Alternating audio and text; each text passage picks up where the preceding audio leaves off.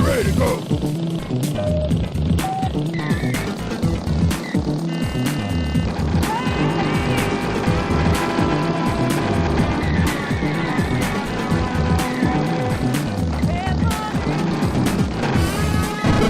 So this may come as a surprise, but I've never actually played today's Ancient DOS game before, which is kind of weird because it came right out of Apogee in the mid-90s and is in fact one of the last games to use the Apogee name.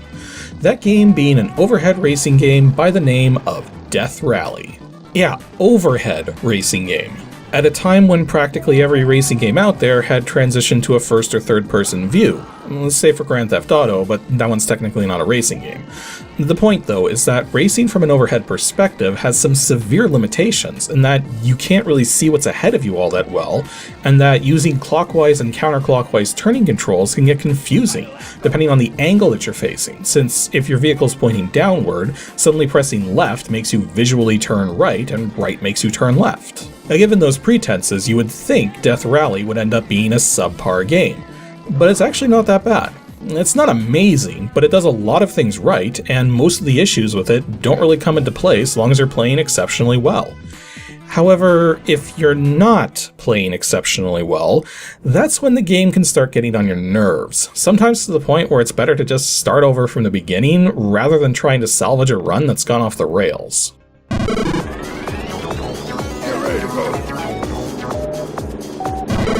Death Rally was developed by the Finnish developer Remedy Entertainment and published through both Apogee as shareware and as a retail box through GT Interactive in 1996, and is a 1-to-4 player racing game. Annoyingly, it routinely switches between a VGA 320x200 256 color graphics mode for the actual gameplay and cinematics, and an SVGA 640x480 256 color mode for everything else. So capturing footage of the gameplay was a bit of a hassle. Plus, this means if you're running the game on an old multi-sync CRT which needs to take a moment to do a display mode switch, you're going to routinely be waiting on that given how often you switch between racing and menuing. As for audio, it only supports Sound Blaster and Gravis ultrasound cards. As for its current release date, this actually came as a bit of a surprise to me. It turns out the game was made freeware back around the end of the 2000s.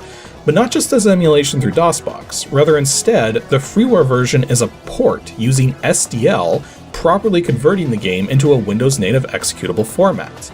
The freeware version is only available from one place, Steam, at store.steampower.com. But you'll also notice, if you go searching there, that there was a modern remake of Death Rally about a decade ago, which is also up on Steam for $10. Though it routinely goes on sale for a very deep discount during all of the normal Steam sales, in case you're only slightly interested in trying it out. I'm told the remake is not bad, but more grindy than the original game. Which, yeah, that's something we're going to get into later. Let's not get ahead of ourselves now. As for physical copies, this is definitely one of the more annoying games to go searching for, and not because of the price. So when you do find copies of this game, even when it's part of a collection, you'll typically be spending about $10 to $20 if it's loose or in its original jewel case. But fully boxed, I couldn't tell you, as I found no recent sales or listings of a boxed copy anywhere, and this doesn't actually surprise me given that most copies floating around are jewel case only release. Now my copy in particular is one of the CDs from a 4-CD collection called Racing Fever, which also included Rally Championship, Screamer 2, and Test Drive Off-Road. But I only got the one CD containing Death Rally, not all 4 of them. That's only half of the troubles though. When I initially started searching for this game, many of the results I got were for an SNES game titled Roadrunner's Death Valley Rally. Yeah, that's not exactly what I was looking for, but because there's literally hundreds of copies of that game floating around for sale by comparison, it made finding copies of Death Rally a bit tedious. Now mind you, if you have the ability to limit search results by platform, that can help tremendously in keeping these two games separate in your results. Also, one other thing I want to quickly point out, given that this game had a shareware release, yet it's not really set up in a way that makes sense for shareware, I also tested the shareware release to figure out what exactly the limitations were. And apart from missing the handful of cinematics present, there weren't a lot of limitations. Basically, you could only acquire the first 3 of the 6 vehicles in the game, the black market only had 1 item available at a time, and it otherwise wasn't limited in any other way. As a result, you can effectively get about halfway through the game before you're just naturally barricaded from going any further due to not being able to access the best vehicles. But it's otherwise all there. But before you begin playing, you need to create a racer and set a difficulty level. Now, the UI for this is a little compressed, so it can be a little confusing at first glance. Basically, you're allowed to type in your name at the same time as being able to both choose your profile picture and choose your starting vehicle hue from the entire rainbow, though you're not able to adjust the saturation or lightness, only the hue. The profile picture you choose is actually somewhat important, as it determines who out of the 20 standard racers is not going to be present in your run, since you're technically taking their place. Now, one of the selections also happens to be Duke Nukem, who normally drives the best car in the game and often makes it into the #1 spot, though is actually not so great of an opponent in an actual race. All the other racers have an anime vibe, which very much reminds me of Speed Racer for some reason. You're also able to decide if you want to enable weapons or not. Now, disabling all of the weapons effectively cuts out a major aspect of the game, but at the same time also makes the driving experience more pure, if that's what you want, and makes collisions exceptionally more damaging than they usually are. Then you finally choose a difficulty level. Speed makes me dizzy, which is easy. I live to ride, which is normal, and petrol in my veins, which is hard. As far as I can tell, the normal setting is a perfectly even playing field for all racers, whereas easy makes you take less damage, makes opponents take more damage, and also makes everyone else very slightly slower, while hard is the opposite. You take more damage, opponents take less, and opponents can go very slightly faster. At this point, you're immediately dropped into the race sign-up screen, and if you've never played the game before, this is going to seem a bit odd, but it makes sense once you've done it a couple times. Essentially, every round of racing will have an easy, medium, and hard race set up with appropriate prizes to pay out for them, with each of these 3 races having 4 spots to fill up before the race can begin. But then therein lies the trick. There's 12 spots to fill per round, but 20 racers. And you can either immediately decide which race to sign up for, or wait and see who signs up for the races to try and more smartly make your selections. For instance, if you're low in rank, but a couple other low-ranked people signed up for the medium race, you may want to jump in there and cross your fingers that a high-ranked person doesn't sign up after you, but even if they do, you still have a solid chance for second place, which pays more in medium than first place pays on easy. At the start though, you're going to be playing easy races all the way since the game is surprisingly well balanced and surprisingly resilient to being cheesed. Just to give an example, you may get it in your head that you could just sign up for a hard race early on to score big even in last place, but nope. If you get last place on any race, you not only earn no points and no cash, but you're also stripped of any cash bonuses you picked up on the track itself. Getting last means going home empty, but then you might think, well, as long as an opponent gets taken out, I won't get last place. But nope, the game covers that possibility too by stripping you of all rewards if you get lapped. In any case, once you sign up for a race, the rest of the racers sign up right away so that you're not waiting on them, and then right before the race begins, you're shown the starting positions. I'm not 100% certain how it's deciding where to put everyone, but I think what it comes down to is that the higher your rank is compared to your opponents, the more likely you're going to start further down the chain.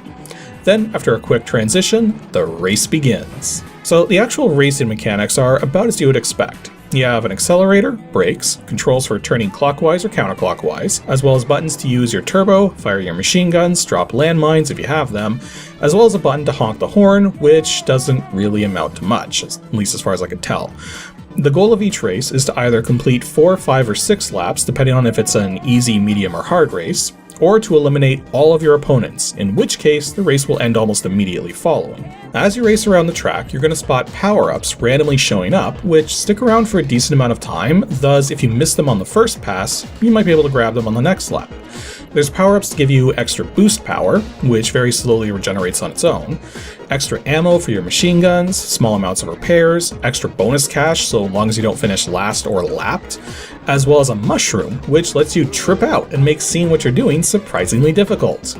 I should note, if an AI racer picks up the mushroom, they will be unable to turn properly for a moment and will just keep driving mostly in a straight line.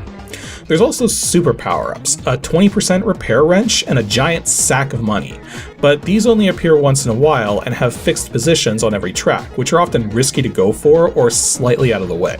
Now, once you've had a chance to drive around a bit, you're going to notice that there's actually a lot of visual fidelity going on. And one of the selling points of the game is that it had realistic 3D visuals, though it would be more apt to say that various non-textured 3D polygonal objects are strewn about to help the player get a feel for where various walls and obstacles are, as well as to add some quote-unquote depth to the gameplay. Actually, these 3D objects really do help make things easier, since you can tell pretty quickly if something's a wall or not, just by seeing if there's a big 3D object in the way. Another thing you're going to notice sooner or later is that the physics are surprisingly accurate. For instance, if you slam up against a wall, your momentum will continue to carry your vehicle sideways into the wall, screwing with your trajectory. Or if you try to go off-road, you'll lose a lot of speed very quickly, but it'll also find it difficult to drive in a straight line. Actually, going off-road is not a good idea. There are a very tiny handful of shortcuts you could take, but they have to be very short, since if you cut out too much track in your off-roading, you'll get a bad lap and you'll have to do the entire lap over again. In any case, once the race is over, or if you didn't participate for a round, you'll see a summary of your finances as well as the point and positional changes for all the racers. Then you move on to the shop, then the underground market if weapons are enabled, then back to the race sign-up screen to do it all again.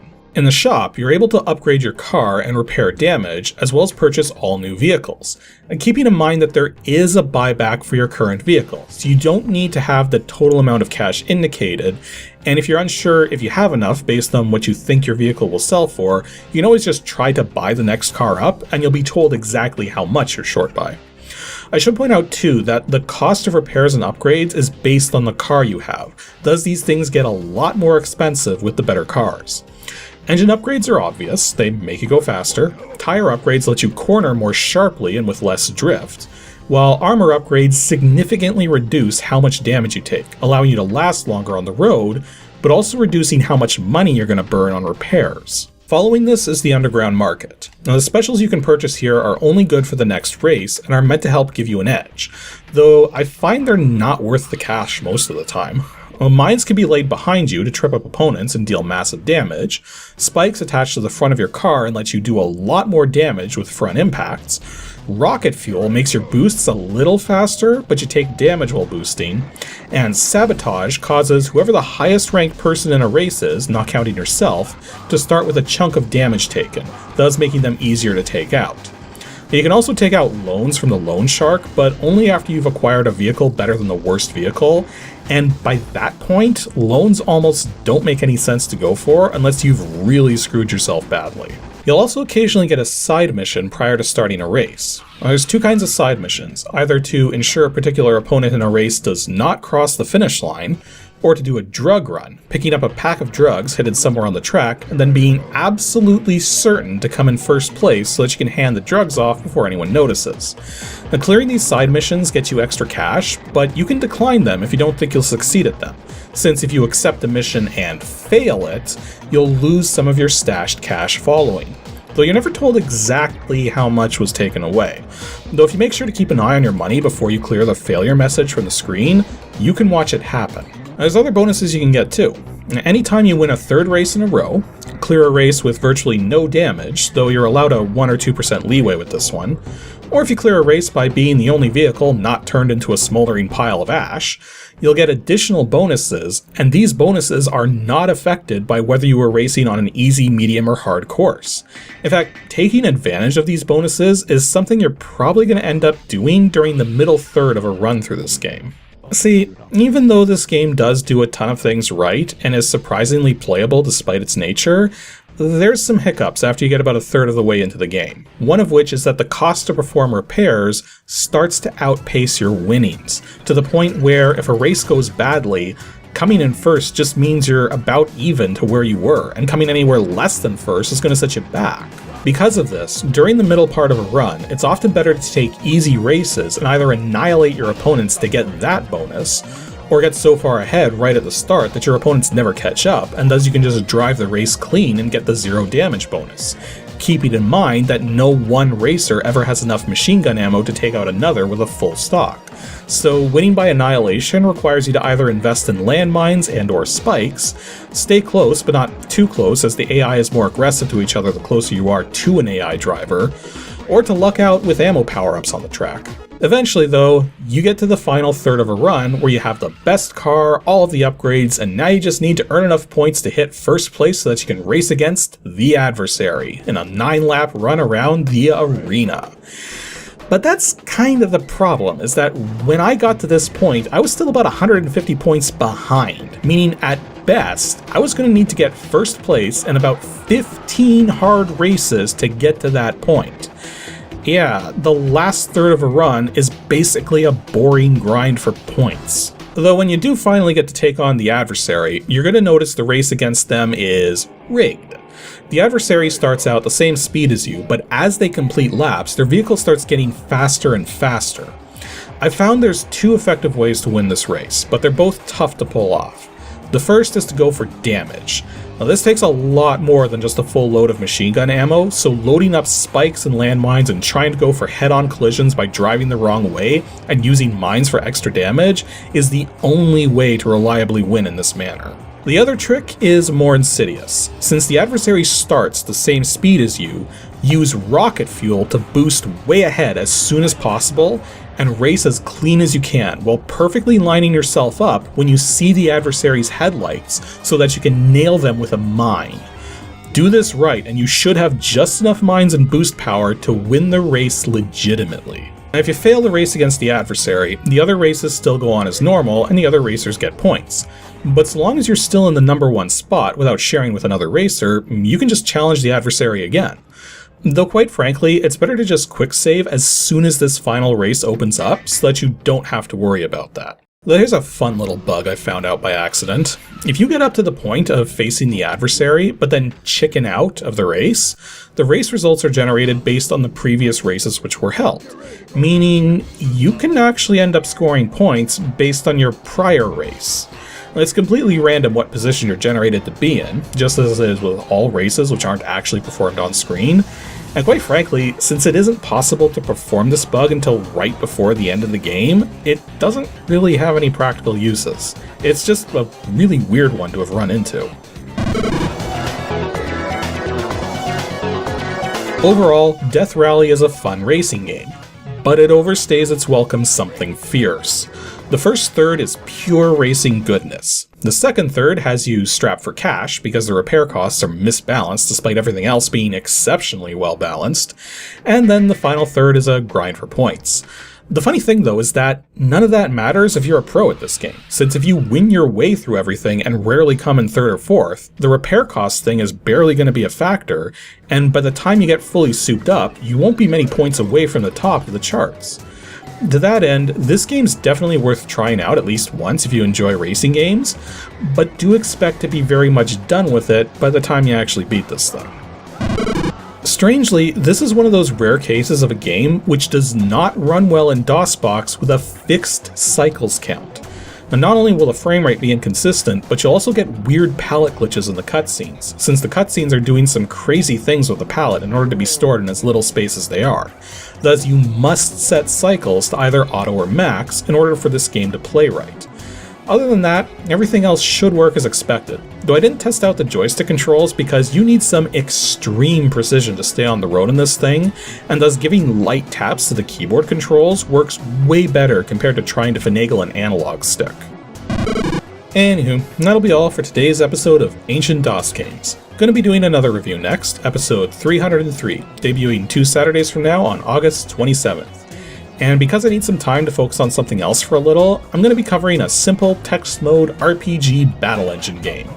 One which I'm really not sure how I originally acquired, but which served to inspire one of my own games, which is no longer available on my website since it was kind of buggy, much like the game which inspired it. So be sure to stay tuned to see this train wreck of a simple game.